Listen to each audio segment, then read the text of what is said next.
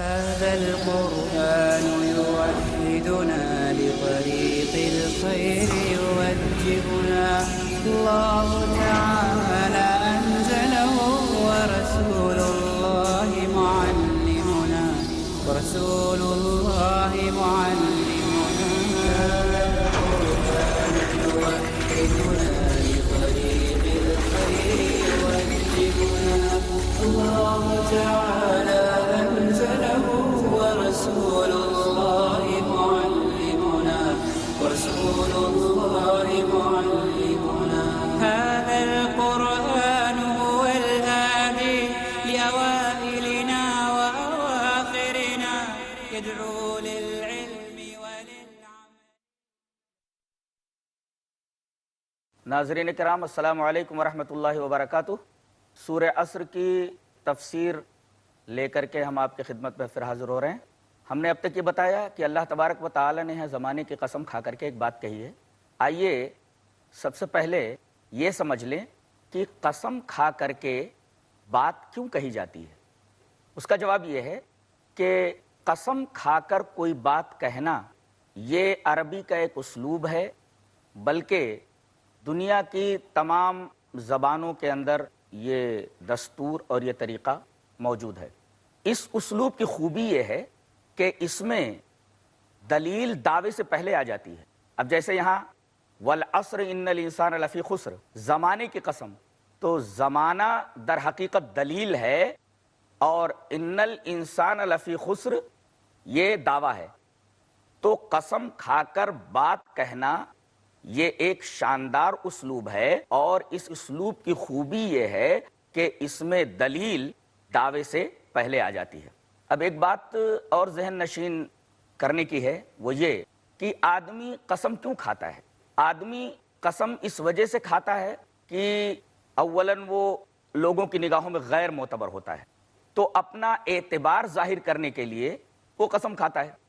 تو قسم کی ایک وجہ تو یہ ہوتی ہے کہ وہ قسم کھانے والا لوگوں کی نگاہوں میں غیر معتبر ہوتا ہے، اور قسم کی دوسری وجہ یہ ہے کہ آدمی لوگوں کی نگاہوں میں معتبر تو ہوتا ہے، مگر مخاطب کے سامنے جو بات وہ رکھ رہا ہے وہ بات اتنی عجیب ہے کہ اس پر یقین کرنا مشکل ہے۔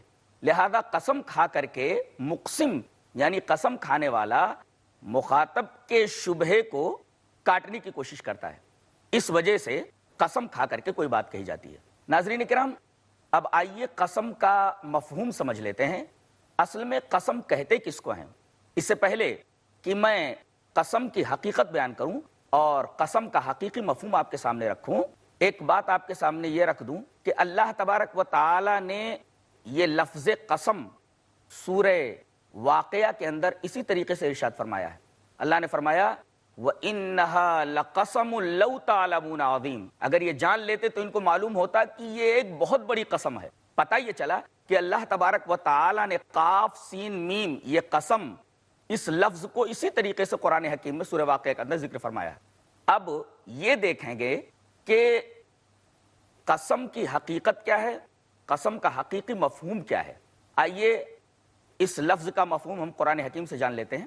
اللہ تبارک و تعالی نے ارشاد فرمایا اَهُمْ يَقْسِمُونَ رَحْمَةَ رَبِّكَ، کیا یہ لوگ اللہ تبارک و تعالی کی رحمت کو تقسیم کرتے ہیں، بانٹتے ہیں؟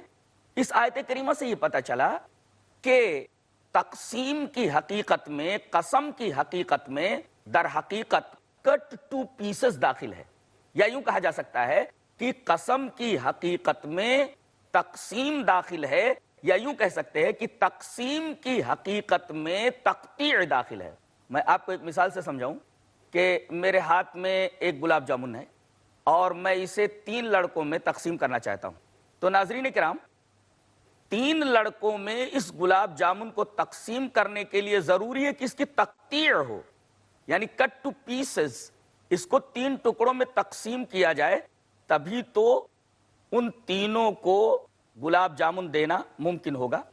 پتہ یہ چلا کہ تقسیم کی حقیقت میں یا قسم کی حقیقت میں تقطیع داخل ہے، کاٹنا داخل ہے۔ اور قسم کو قسم اس وجہ سے کہا جاتا ہے کہ مخاطب کو اگر مخاطب کی بات پر شبہ ہے تو مخاطب یعنی بولنے والا قسم کھا لے تو مخاطب کے ریب کی اور شک کی رسیاں کٹ جائیں گی۔ آئیے قرآن حکیم کے ایک واقعے سے اس بات کو مدلل کر لیں۔ اللہ تبارک و تعالیٰ نے سورہ آراف کے اندر جہاں قصہ ابلیس و آدم بیان فرمایا ہے، اس طرح بیان فرمایا وَيَا آدَمُ اسْكُنْ أَنْتَ وَزَوْجُكَ الْجَنَّةَ فَكُلَا مِنْ حَيْثُ شِئْتُمَا وَلَا تَقْرَبَا هَذِهِ الشَّجَرَةَ فَتَكُونَا مِنَ الظَّالِمِينَ فَوَسْوَسَ لَهُمَا الشَّيْطَانُ لِيُبْدِيَ لَهُمَا مَا أُورِيَ عَنْهُمَا مِنْ سَوْآتِهِمَا وَقَالَ مَا نَهَاكُمَا رَبُّكُمَا عَنْ هَذِهِ الشَّجَرَةِ إِلَّا أَن تَكُونَا مَلَكَيْنِ أَوْ تَكُونَا مِنَ الْخَالِدِينَ۔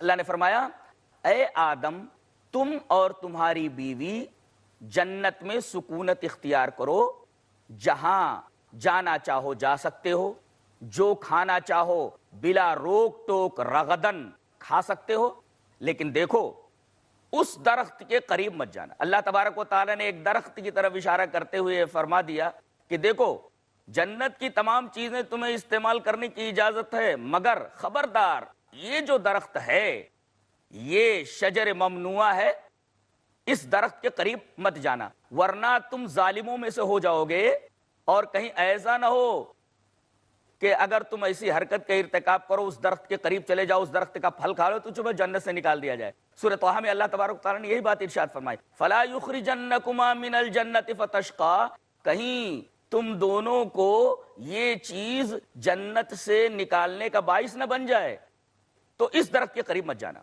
ورنہ تم ظالموں میں سے ہو جاؤ گے۔ تو اللہ تبارک و تعالیٰ نے تو آدم سے اور حوا سے یہ کہہ دیا کہ اس درخت کے قریب جاؤ گے تو جنت سے نکال دیے جاؤ گے۔ اب شیطان آتا ہے جو انسان کا ازلی دشمن ہے، فَوَسْوَسَ لَهُمَا الشَّيْطَانُ لِيُبْدِيَ لَهُمَا، شیطان ان دونوں کے دلوں میں وسوسہ ڈالتا ہے اور پہلے یہ پوچھتا ہے واہ جنت میں خوب گھوم رہے ہو، جنت کی تمام نعمتوں سے متمتع ہو رہے ہو، لطف اندوز ہو رہے ہو، وہ درخت کیسا ہے؟ حضرت آدم علیہ السلام نے کہا خبردار اس درخت کے بارے میں بات ہی مت کرنا، اللہ تبارک و تعالی نے ہمیں اس درخت کے قریب جانے سے منع کر دیا ہے، اب تم اس درخت کی طرف اشارہ کر رہے ہو۔ تو شیطان یہ کہنے لگا میری پیدائش تم سے پہلے ہوئی ہے اور میں پہلے ہی سے جنت میں آتا جاتا ہوں، مجھے اس درخت کی حقیقت کے بارے میں جو علم ہے وہ علم اے آدم تمہیں نہیں ہے، میں تمہیں بتاتا ہوں۔ حقیقت یہ ہے کہ اگر تم اس درخت کے قریب گئے اور اس درخت کا پھل تم نے کھا لیا تو تم فرشتے بن جاؤ گے اور جنت سے کبھی نکالے نہیں جاؤ گے۔ ناظرین آپ نے دیکھا کہ اللہ تبارک و تعالیٰ نے تو آدم و حوا سے یہ کہہ دیا کہ اس درخت کے قریب جاؤ گے تو جنت سے نکال دیے جاؤ گے، یہ الٹی پٹی پڑھا رہا ہے اور کہہ یہ رہا ہے کہ اگر تم اس درخت کا پھل کھا لو گے تو کبھی جنت سے نہیں نکال دیے جاؤ گے۔ اب آپ نے دیکھا کہ اس بات اور نفی دونوں کا پلڑا برابر ہو گیا، دونوں پلڑے برابر ہو گئے۔ اس بات اور نفی کے پلڑے اگر برابر ہو جائیں، کوئی ایک پلڑا راجح نہ ہو تو اسی کو تو شک کہتے ہیں۔ اب حضرت آدم علیہ السلام شک میں پڑ گئے اس لیے کہ کھاؤں یا نہ کھاؤں، اس بات اور نفی دونوں پلڑے برابر ہو گئے۔ شیطان نے یہ دیکھا کہ لوہا گرم ہے، ہتھوڑا مار دیا جائے، اس نے یہ کہا وَقَاسَمَهُمَا إِنِّي لَكُمَا لَمِنَ النَّاصِحِينَ، تم مانو یا نہ مانو میں تمہارا خیر خواہ ہوں اور اس خیر خواہی کے اوپر میں قسم کھاتا ہوں۔ اب اپنی خیر خواہی پر اس نے قسم کھائی اور اس قسم کھانے کی وجہ سے حضرت آدم علیہ السلام اور حوا کے دل میں جو ریب اور جو شک پیدا ہوا تھا، اس قسم کی وجہ سے ان کا وہ شک قطع ہو گیا، کٹ ہو گیا، ٹکڑے ٹکڑے ہو گیا، اور اس طرح شیطان نے قسم کھا کر کے ان کے شبہے کو کاٹا اور ان دونوں کو دھوکے کے ذریعے شیشے میں اتار لیا۔ اللہ تبارک و تعالیٰ نے ارشاد فرمایا فَدَلَّاهُمَا بِغُرُورٍ، دھوکے سے شیطان نے ان دونوں کو شیشے میں اتار لیا اور اس ممنوعہ درخت کا پھل کھلا دیا۔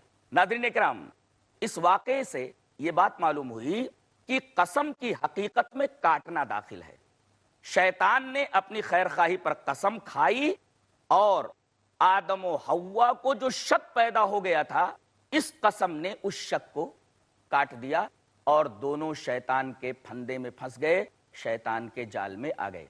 اس واقعے سے افادے کے طور پر یہ بات ذہن نشین رکھیں کہ ہمارے ماں اور باپ آدم و حوا دونوں جنت میں تھے۔ اللہ تبارک و تعالی نے ان کے اوپر ایک درخت کا پھل کھانا ممنوع قرار دے دیا تھا، انہوں نے اس ممنوع درخت کا پھل کھا لیا، اللہ تبارک و تعالی نے ان کو جنت سے نکال دیا۔ آج ہم اللہ کی نہ جانے کتنی منع کردہ چیزوں کو استعمال کرتے ہیں اور ہمیں ذرہ برابر شرم محسوس نہیں ہوتی۔ اگر ہمارے باپ دادا اللہ تبارک و تعالیٰ کی ایک منع کردہ چیز کے استعمال سے جنت سے نکال دیے جا سکتے ہیں، تو اگر ہم اللہ تبارک و تعالیٰ کی بہت ساری منع کردہ چیزوں کے اندر دنوں رات ملوث رہیں تو بتائیے ہم کیسے یہ گمان رکھ سکتے ہیں، ہم کیسے یہ کہہ سکتے ہیں کہ ہم جنت میں جائیں گے؟ اور در حقیقت یہ اس طریقے کا خیال، اس طریقے کا عقیدہ ایک زام باطل ہے۔ آدمی کو چاہیے کہ اس واقعے کے اوپر غور کرے کہ اگر ہمارے باپ دادا ایک غلطی کی وجہ سے اللہ تبارک و تعالیٰ کی ایک منع کردہ چیز کو استعمال کرنے کی وجہ سے جنت سے نکال دیے گئے تو کیا ہم جنت میں جا سکتے ہیں؟ ناظرین کرام، چھوٹے سے وقفے کے بعد لوٹیں گے انشاءاللہ، سلسلہ کلام جاری ہے۔ ناظرین کرام، السلام علیکم ورحمۃ اللہ وبرکاتہ۔ سورہ عصر کی تفسیر جاری ہے۔ ابھی ہم نے آپ کے سامنے یہ بیان کیا کہ اللہ تبارک و تعالی نے یہاں زمانے کی قسم کھائی ہے۔ قسم پر ہم نے آپ کے سامنے تفصیلی گفتگو رکھی۔ اب واو قسمیہ کے بعد، یعنی واو جو قسم کے معنی میں ہے، اس کے بعد جو لفظ ہے العصر، ہم اس کے اوپر گفتگو کرنا چاہتے ہیں۔ ناظرین کرام، عصر کا معنی ہوتا ہے زمانہ، اور عربی میں ایک اور لفظ آتا ہے جو زمانے ہی کا معنی دیتا ہے۔ اور جس طریقے سے عصر کے نام پر اس سورہ کریمہ کا نام رکھا گیا ہے، اسی طریقے سے ایک اور لفظ جو زمانے کے معنی میں آتا ہے، اس کے نام سے بھی اللہ تبارک و تعالی نے 29ویں پارے میں ایک سورہ کریمہ کا نام رکھا ہے، اور وہ لفظ ہے دہر۔ تو عصر کا معنی بھی زمانہ ہوتا ہے اور دہر کا معنی بھی زمانہ ہوتا ہے۔ سب سے پہلے ہم یہ جان لیں کہ عصر میں اور دہر میں دونوں جب زمانے کا معنی دیتے ہیں تو آخر عصر اور دہر، ان دونوں لفظوں میں جو زمانے کا معنی دے رہے ہیں، کیا فرق ہے؟ ناظرین کرام، ان دونوں میں فرق یہ ہے کہ دہر میں کاملیت کا اعتبار ہوتا ہے اور عصر میں جزئیت کا اعتبار ہوتا ہے۔ اس اجمال کی تفصیل یہ ہے کہ دہر کہتے ہیں من اول الدنیا الی آخرہا، جب سے دنیا بنی ہے اور جب تک دنیا رہے گی، ابتدائے دنیا سے، ابتدائے عالم سے اختتام عالم تک، شروع دنیا سے لے کر آخر دنیا تک کا جو دورانیہ ہے، جو وقفہ ہے، اس وقفے کو ہم دہر کہتے ہیں۔ عصر کہتے ہیں حیاتہ من ولادتہ الی وفاتہ۔ اگر انسان کا زمانہ لیا جائے تو انسان کے زمانے کا مطلب یہ ہے کہ اس کی پیدائش سے لے کر کے اس کی موت تک کا جو وقفہ ہے اس کو عصر کہتے ہیں۔ تو ہم نے جو یہ بات کہی تھی کہ دہر اور عصر جو دونوں زمانے کا معنی دے رہے ہیں، ان دونوں میں فرق یہ ہے کہ دہر کے اندر کاملیت کا اعتبار ہوتا ہے اور عصر کے اندر جزئیت کا اعتبار ہوتا ہے۔ عصر زمانے کے ایک جز کو کہتے ہیں اور دہر پورے زمانے کو کہتے ہیں۔ اسی وجہ سے ہم یہ کہتے ہیں کہ عصر النبی صلی اللہ علیہ وسلم، نبی کریم صلی اللہ علیہ وسلم کا زمانہ، عصر الخلفاء راشدین، خلفاء راشدین کا عصر، خلفاء راشدین کا زمانہ، عصر بنی معاویہ، بنی معاویہ کا زمانہ، اسی طریقے سے عصر بنی عباسین، بنو عباس کا زمانہ، اسی طریقے سے کہا جاتا ہے عصر الانسان، انسان کا زمانہ۔ ناظرین کرام، انسان کا زمانہ کیا ہوتا ہے؟ ابھی میں نے بتایا کہ حیاتہ من ولادتہ الی وفاتہ، انسان کا عصر، انسان کا زمانہ، اس کی پیدائش سے لے کر کے اس کی موت تک کے دورانیوں کو کہتے ہیں۔ پیدائش سے لے کر موت تک کے وقفے کو کہتے ہیں. یہ ہوا دہر اور عصر کے درمیان فرق کا. اب ہم یہ دیکھیں گے کہ عصر کا مفہوم کیا ہے. اس سلسلے میں ہم قرآن حکیم کی طرف چلتے ہیں. اللہ تبارک و تعالیٰ نے سورہ یوسف کے اندر یہ بیان فرمایا کہ جب حضرت یوسف علیہ السلام کو بے قصور جیل میں ڈال دیا گیا تو آپ کے ساتھ 2 اور نوجوان بھی جیل میں داخل ہوئے. اللہ نے فرمایا وَدَخَلَ مَعَهُ السِّجْنَ فَتَيَانِ. حضرت یوسف علیہ السلام کے ساتھ 2 نوجوان اور بھی جیل میں داخل ہوئے اور انہوں نے کہا کہ آپ بہت اچھے آدمی ہیں اور ہم آپ کو پسند کرتے ہیں. اس طریقے سے وہ دونوں نوجوان حضرت یوسف علیہ السلام کے ساتھ جیل میں رہنے لگے. ایک دن دونوں کے دونوں آئے اور انہوں نے کہا کہ ہم دونوں نے ایک خواب دیکھا ہے. ہم آپ کو ایک اچھا انسان، ایک بہتر انسان سمجھتے ہیں. ہم چاہتے ہیں کہ آپ ہمارے خوابوں کی تعبیر بیان فرمائیں.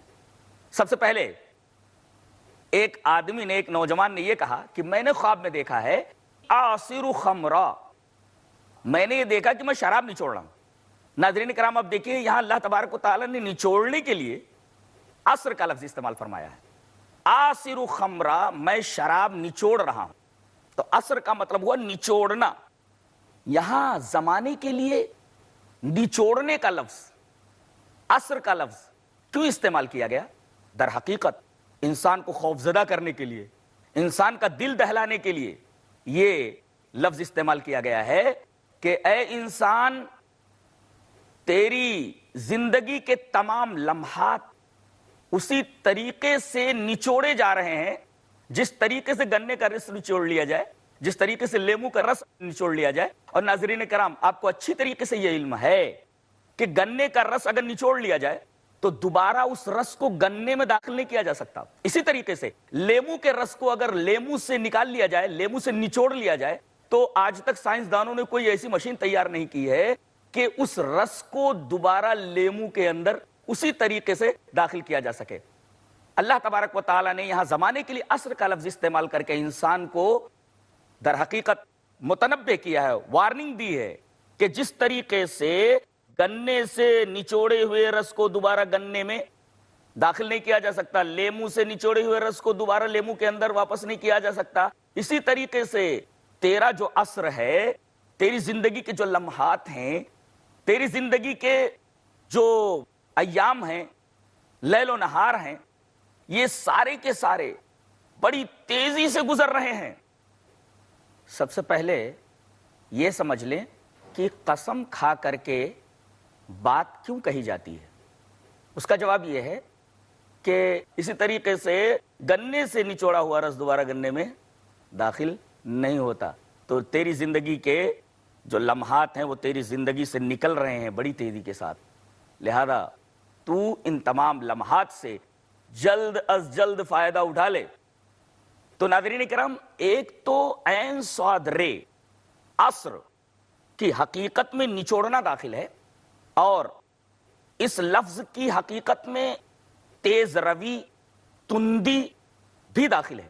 یعنی ایک تو یہ لمحات گزر رہے ہیں، دوسرے یہ کہ یہ لمحات بڑی تیزی سے گزر رہے ہیں. اللہ تبارک و تعالی نے سورہ بقرہ کے اندر یہ ارشاد فرمایا کہ ذرا یہ بتاؤ کہ ایک بوڑھا آدمی ہے، اس نے اپنی نوجوانی کے عالم میں ایک باغ لگایا، باغ پھل دے رہا ہے جس سے اس کے بچوں کی پرورش ہو رہی ہے، چھوٹے چھوٹے بچے ہیں. ذرا یہ بتاؤ کہ اگر کوئی اعصار آ جائے، فَأَصَابَهَا إِعْصَارٌ فِيهِ نَارٌ فَاحْتَرَقَتْ، اس درخت کے اوپر ایک اعصار آ گیا. اعصار کا مطلب ہوتا بگولا، ولونڈ، تیز و تند آندھی.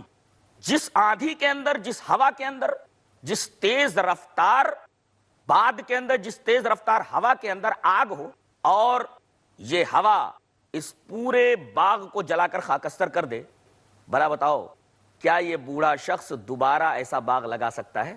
جبکہ اس کے چھوٹے چھوٹے بچے ہیں، انہی کا گزر بسر اس باغ کے اوپر ہوتا ہے. ناظرین کرام، ہم نے یہ استدلال کیا کہ ایثار کی حقیقت میں جو عین صاد رے سے بنا ہے اس میں تیز روی بھی داخل ہے. تو اللہ تعالیٰ نے یہاں زمانے کی قسم کھا کر پہلی بات تو یہ بتائی کہ تیری زندگی کے لمحات گزر رہے ہیں. اس میں یہ تصور بھی شامل ہے کہ تیری زندگی کے یہ لمحات جو گزر رہے ہیں بڑی تیز رفتاری کے ساتھ گزر رہے ہیں اور یہ تیری زندگی میں دوبارہ لوٹ کر آنے والے نہیں. لہذا ان لمحات سے جلدی جلدی فائدہ اٹھا لے. میں نے ایک تفسیر میں یہ پڑھا کہ ایک صاحب یہ کہتے ہیں کہ میں نے سورہ عصر کی تفسیر کو ایک برف بیچنے والے سے سمجھا, ایک بائع الثلج سے سمجھا کہ اس سورہ کریمہ کی تفسیر کیا ہے. وہ بازار میں یہ آواز لگا رہا تھا, ارحموا من یذوب راس مالہ, ارے اس آدمی کے اوپر رحم کرو جس کا سرمایہ بڑی تیزی سے پگھل رہا ہے. در حقیقت وہ آدمی برف بیچ رہا تھا. ناظرین کرام, ظاہر ہے کہ ایک آدمی برف بیچ رہا ہے, اس کو چاہیے کہ جلدی سے جلدی اس برف کو بیچ کر کے, اس سرمایہ کو بیچ کر کے اپنی کرنسی کھڑی کر لے, ورنہ جتنے لمحات اس برف کے اوپر گزر رہے ہیں در حقیقت اس برف کو پگھلا رہے ہیں. ایسے ہی انسان کی زندگی ایک برف کی طرح ہے, اسے چاہیے کہ اس برف کو بیچ کر کے جلدی سے کرنسی سیدھی کر لے.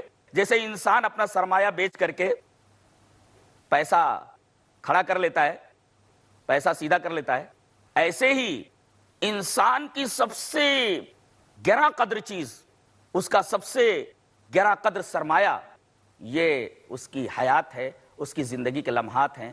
عقل مند انسان وہ ہے جو اپنی زندگی کے ان تمام لمحات سے فائدہ اٹھا لے, ایک ایک لمحے کی قدر و قیمت کو سمجھے, اس لیے کہ ایک ایک لمحہ سونے اور چاندی سے بھی بدرجہ گراں قدر ہے, زیادہ قیمتی ہے. ایک مرتبہ یہ زندگی سے نکل جائے تو دوبارہ زندگی میں داخل نہیں ہوتا. تو اللہ تبارک و تعالی نے انسان کو وارننگ دی ہے, متنبہ کیا ہے کہ اپنی زندگی کو اس طریقے سے مت گزارو جس کو تم کل ٹائم کہتے ہو.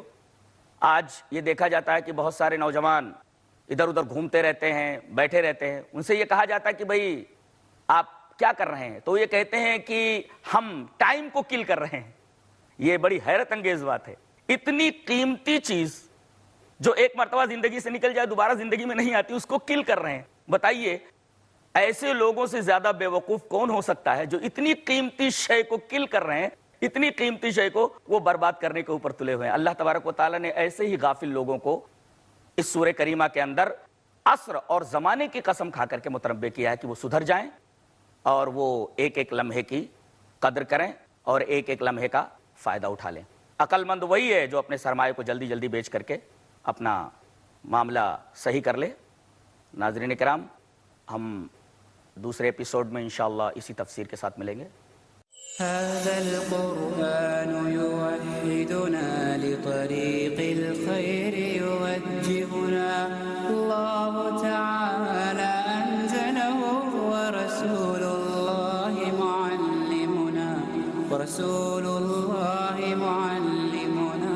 هذا القرآن يوحدنا لطريق الخير يوجهنا الله تعالى رسول الله معلمنا ورسول الله معلمنا. هذا القرآن هو الهادي لأوائلنا وأواخرنا يدعو